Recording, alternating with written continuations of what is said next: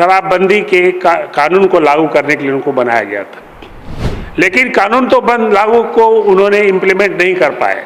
लेकिन तीन चीज जरूर कर दिए उन्होंने।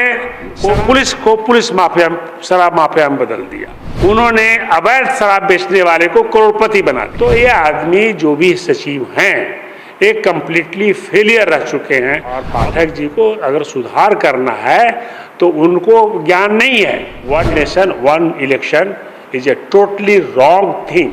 मुझे बहुत तकलीफ है भारतीय जनता पार्टी से, भारतीय जनता पार्टी की सरकार से। देखिए, देश में ज्वलंत कई मुद्दे हैं, लेकिन उस पर कोई भी सियासी चर्चा नहीं करना चाहता।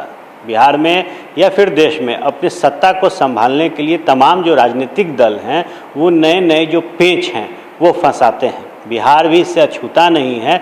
शिक्षा इन दिनों बिहार में खूब चर्चा का विषय बना हुआ है, क्योंकि शिक्षकों के लिए बार बार जो फरमान है ना वो जारी कर दिया जा रहा है। कहा जा रहा है कि बिहार में अब जो शिक्षक हैं वो कबाड़ बेचेंगे, उनकी छुट्टियों को भी निरस्त कर दिया जा रहा है। इन तमाम मुद्दों पर बातचीत करने के लिए हमारे साथ लोकतांत्रिक सामाजिक न्याय पार्टी के राष्ट्रीय अध्यक्ष हैं पद्मश्री सम्मानित डॉक्टर जगदीश प्रसाद।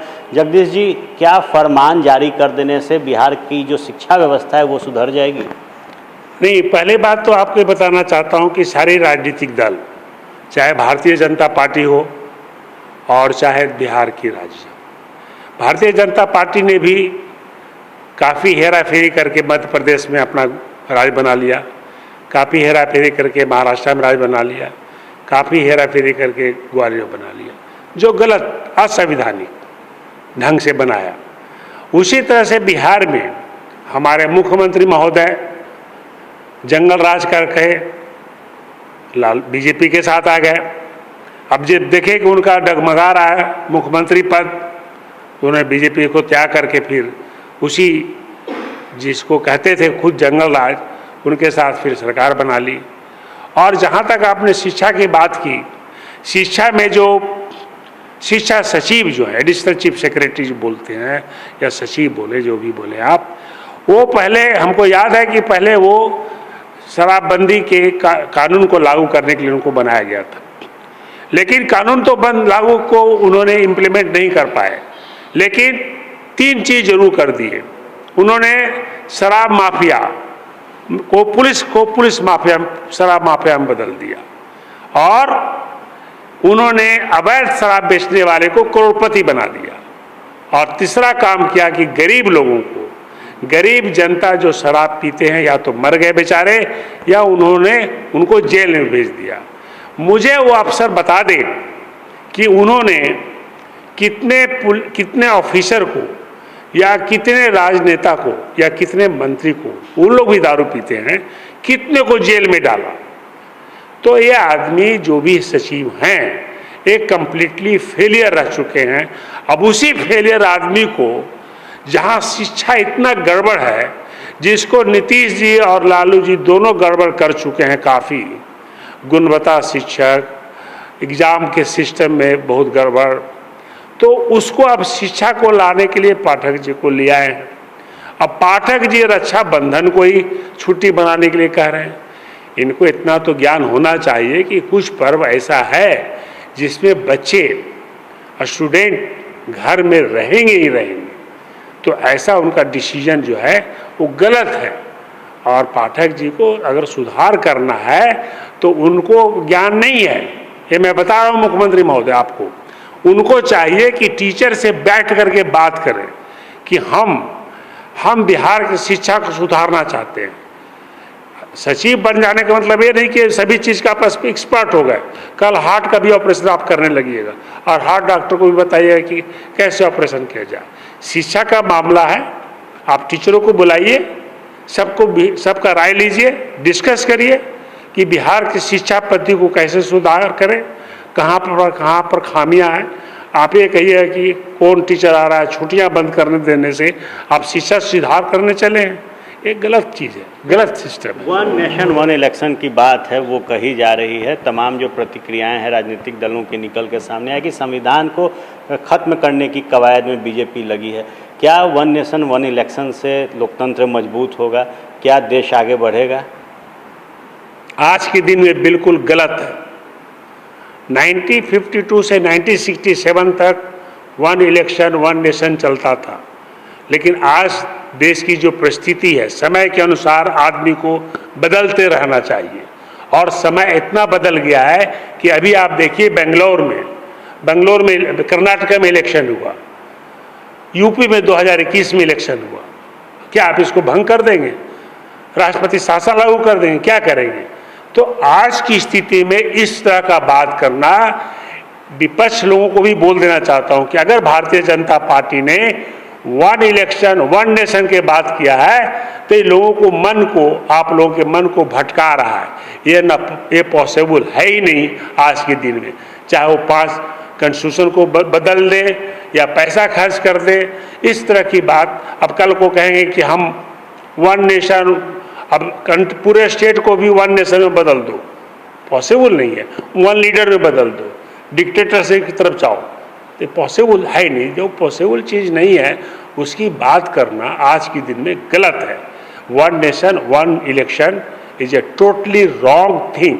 और मैं आपको बोलना चाहूँगा आयन साहब, मुझे बहुत तकलीफ है भारतीय जनता पार्टी से, भारतीय जनता पार्टी की सरकार से, कि आपने हमारे राष्ट्रपति कोविंद साहब के पद पर रह चुके हैं, उनको आपने चेयरमैन बनाया। ये हमारे कॉन्स्टिट्यूशनल पद को हमारा प्रश्न है, मैं किसी और को नहीं चाहता। मुझे अच्छा नहीं लगा कि हमारे राष्ट्रपति एक चेयरमैन होकर के उसकी अध्यक्षता करें और उस चीज़ पर अध्यक्षता करें जो इतना कंट्रोवर्शियल मैटर है। तो मैं समझता हूँ कि अच्छा काम भारतीय जनता पार्टी की सरकार ने नहीं किया। क्यों मूल मुद्दों से भटकाया जा रहा है? क्या विकास और मुद्दों से इसलिए भटकाया जा रहा है कि देखिए, अभी है मणिपुर का मुद्दा साफ खत्म नहीं हुआ। अभी मैं कल अखबार में पढ़ रहा था, चिदम्बरम साहब ने कहा कि वहां से कुकी फैमिली को बिल्कुल खत्म कर दिया गया, वहां मेतिया फैमिली को लाया गया, जो ब्राह्मण है उसको ट्राइबल का पद भी दिया जा रहा है, और कुकी फैमिली को हटाया क्यों जा रहा है? अगर सरकार कोई मालूम है कि नहीं, लेकिन आपके माध्यम से बता देना चाहता हूं कि उस जमीन में बहुत सारे मिनरल हैं और वो जमीन को सरकार किसी को बेचना चाहती है, ये मुझे पता चला है। आई एम नॉट श्योर, लेकिन सरकार को मैं ध्यान आकर्षित करना चाहता हूं कि जहां पर कुकी लोग जंगल में रहते हैं वहां पर मिनरल्स पाए गए हैं और लोगों में यह अफवाह फैला हुआ है कि सरकार ये जमीन को किसी पार्टिकुलर कॉर्पोरेट को बेचना चाहती है। ये सच है या नहीं, मैं चाहता हूं कि सरकार इसकी जांच करे।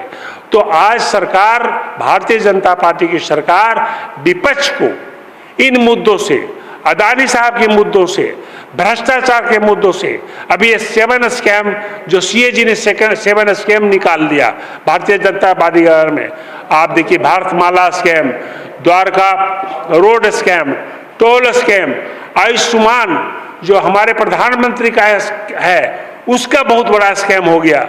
आप अयोध्या जो मंदिर बन रहा है उसमें स्कैम हो गया। पेंशन स्कीम जो एल्डरली लोगों को पेंशन मिलता है उसके में स्कैम हो गया। HAL हिंदुस्तान एरोनॉटिक्स लिमिटेड, उससे 172 करोड़ का स्कैम हो गया।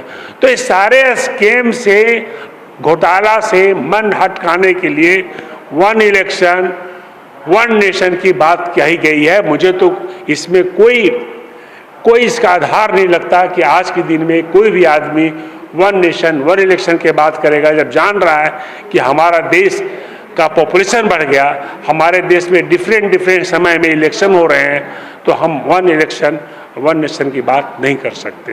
देखिए, मूल मुद्दों से जो भटकाने की कोशिश है वो तमाम सरकारें कर रही है। जो फरमान शिक्षकों के लिए के पाठक लेकर आ रहे हैं उसमें कोई दम नहीं है। के पाठक पूर्व में भी विफल रहे हैं और अब जब शिक्षा विभाग में उन्हें अपर मुख्य सचिव बनाया गया है तो निश्चित तौर पर उनकी काबिलियत पर जो बड़ा सवाल है वो उठाया है पद्मश्री सम्मानित डॉक्टर जगदीश प्रसाद ने। कैमरा सहयोगी शेखर घोष के साथ फर्स्ट बिहार के लिए आर्यन, पटना। धीरे धीरे से मेरी जिंदगी में आना, धीरे धीरे से दिल को चुराना। नमस्कार, मैं अनुराधा पौडवाल 26 नवंबर को पैनोरामा स्टार सीजन 6 के कार्यक्रम में पूर्णिया बिहार आ रही हूँ।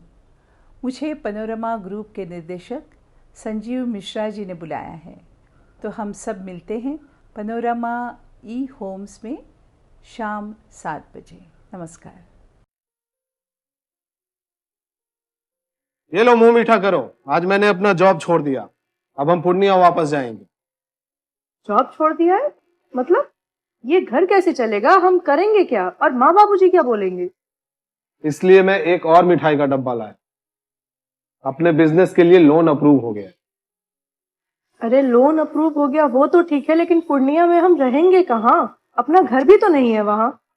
इसलिए तो एक और मिठाई का डब्बा अलग से लाया हूँ। हमने पूर्णिया में घर ले लिया है, पूर्णिया के ई होम्स पैनोरमा में।